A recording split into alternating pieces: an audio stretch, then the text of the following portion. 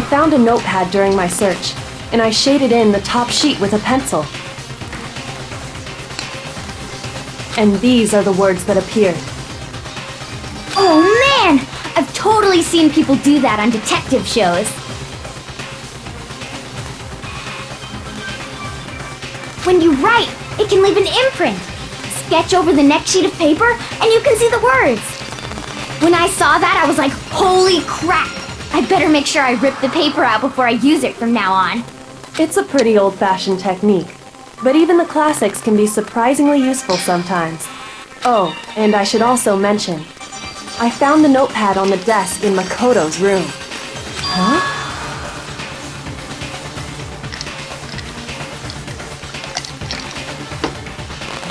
Which means only someone who had been in Makoto's room before the incident could have written it. Then either it was Makoto who lived there, or Sayaka who switched rooms for a single night. So, Makoto, did you write this? No, I didn't. But Of course you didn't, because the note also bears a perfectly legible signature.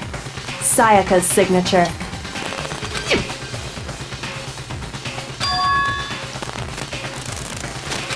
but why? Why would she write that?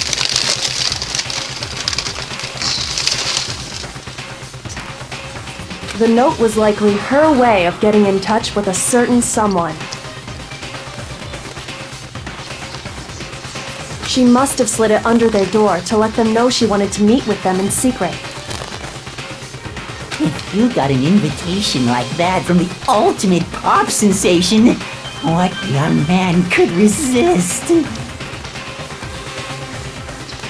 Of course, I'm only into 2D, so it wouldn't have any effect on me. But can we be sure anyone even got this note?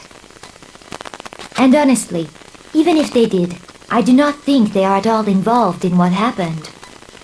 Huh? What makes you say that? Would you like to hear what I have to say? Very well then, pay attention.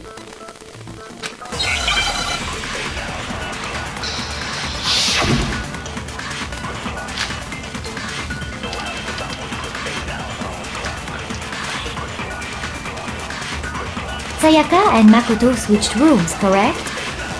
But in the note, the place they were asked to come to, it specifically says, my room. I see. So if someone read that note, then they would have gone to Sayaka's room. Exactly. The room that Makoto was staying in. So in other words, even if someone did read the note and did what it said, they would not have any connection to what happened. It certainly would seem that way.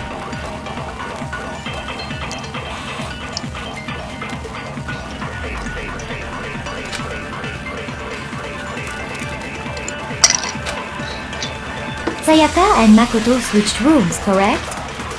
But in the note, the place they were asked to come to, it specifically says, my room.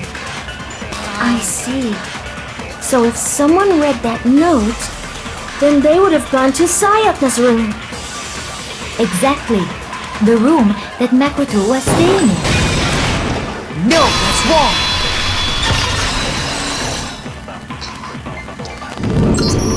The nameplates on Mai and Sayaka's rooms got switched. They got switched? That's right. The nameplates got switched, just like the rooms themselves. As a result, the nameplate on Sayaka's room actually had Makoto's name. And the nameplate on Makoto's room had Sayaka's. So what you're saying is, the room Sayaka was staying in was actually marked as her room. Then, if someone did do what the note said, they would end up at Makoto's room where Sayaka was. Plus, their rooms are right next to each other, so switching the nameplates would be no problem. And the one who switched the names was... Well, of course it wasn't you, right, Makoto? Right? Okay, then who did it?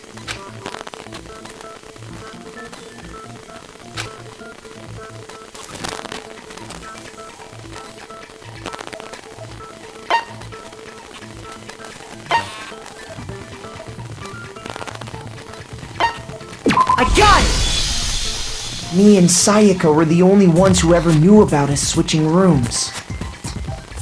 So the only other person besides me who would even know to switch the nameplates was Sayaka. You can also infer as much from her note.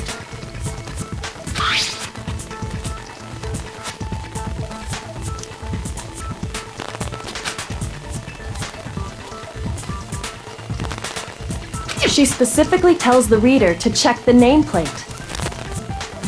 She would only have written that if she knew the nameplates had been switched. But why would she switch them in the first place? She wanted someone to come to the room she was in, and also hide the fact that it was Makoto's room. What? Inviting someone to your room, but not telling them you'd switched rooms. Why would anyone do that? To understand that, we first need to understand what happened after she invited the person into the room. That's where the answer lies. What happened then was probably whoever she invited over came in and attacked her! We figured it out! We know who did it! Whoever she invited over is the culprit! But we still don't know who it is, you goddamn idiot! Sayaka fought with her killer there in the room, yes? Perhaps the answer to our previous question lies in that initial struggle. Yes, I think you're right. Then... we just have to figure out what happened during the fight, right? That reminds me. There was a replica sword at the murder scene. Was that perhaps used during the fight? Oh yeah. What's the deal with that sword? Sayaka suggested I should hold on to it. I thought it might come in handy if I had to defend myself. It seems pretty likely that the killer used it to break Sayaka's right wrist. How the hell could you possibly know that's what broke her wrist?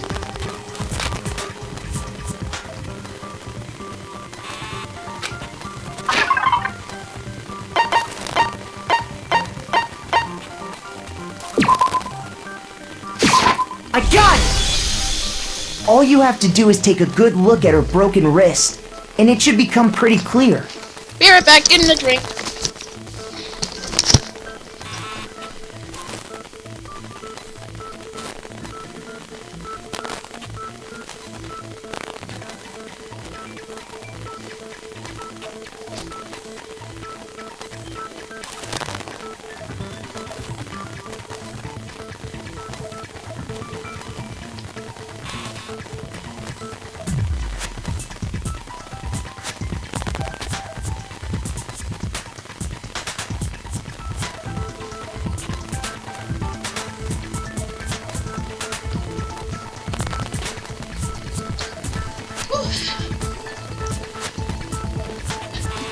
Right there where her wrist is all swollen. There's something glittery there. See? Is that gold? It sure is. Specifically, the gold coating from the replica sword. You barely have to touch that stuff, and it'll stick right to you. And there's some on her wrist because... I got it! Because she got hit with the sword! Right there on her wrist! I see. And so the truth draws ever closer. Alright, then it's about time to solve this mystery.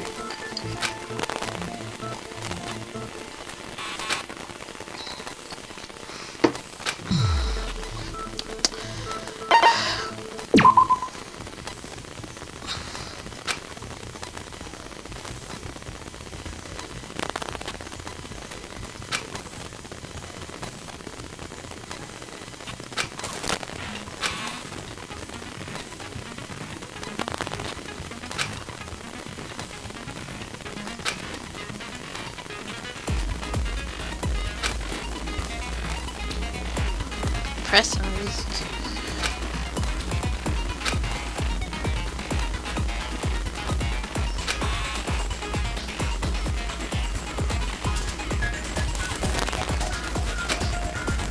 What?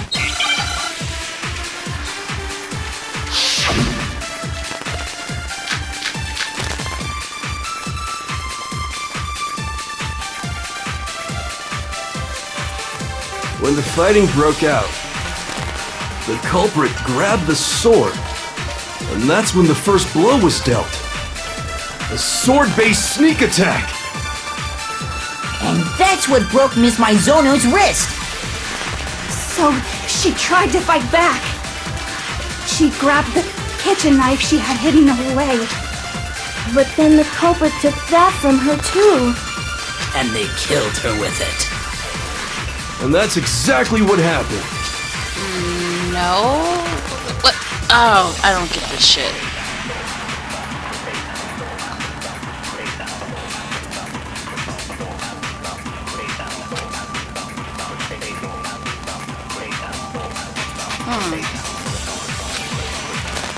When the fighting broke out, the culprit grabbed the sword, and that's when the first blow was dealt.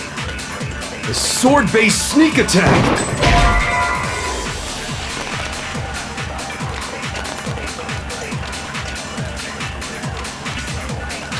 Shoot! Damn it. Okay,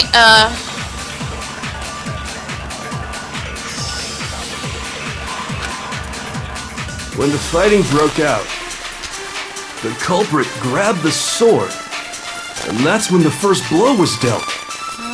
A sword-based sneak attack! And that's what broke Miss Maizono's wrist. So she tried to fight back. She grabbed the kitchen knife she had hidden away. But then the culprit took that from her too. oh my god. Killed her with it. No. And that's exactly what happened. That sounds stupid.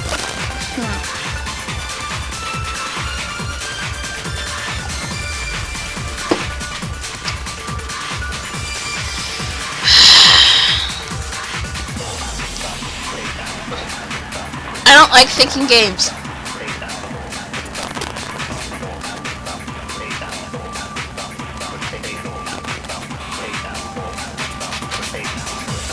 When the fighting broke out, the culprit grabbed the sword, and that's when the first blow was dealt. A sword-based sneak attack! No, that's wrong!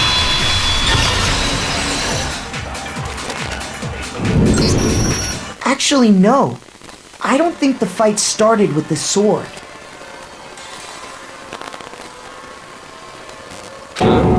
Why not? Because the sword's sheath had been scratched. See? There's a gash in it. Like someone cut into it with something sharp. Something sharp? You mean like the kitchen knife? That was the only sharp thing found at the scene.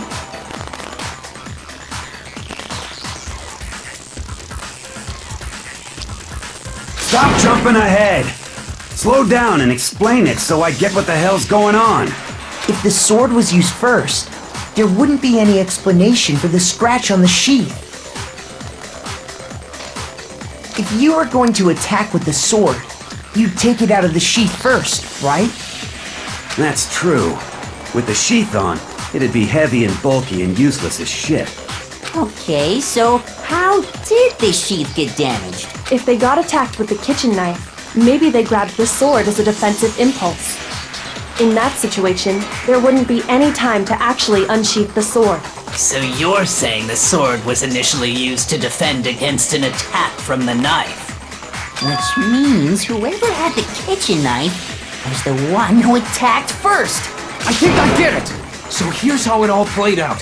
The culprit came in, found the kitchen knife hidden there somewhere. Then they took the knife and attacked Sayaka before she knew what was happening. So she grabbed the sword to defend herself. But then the culprit took that from her too. Then, after they broke her wrist with the sword, they took the knife and finished it. Sorry, but I don't think Sayaka used the sword to defend herself.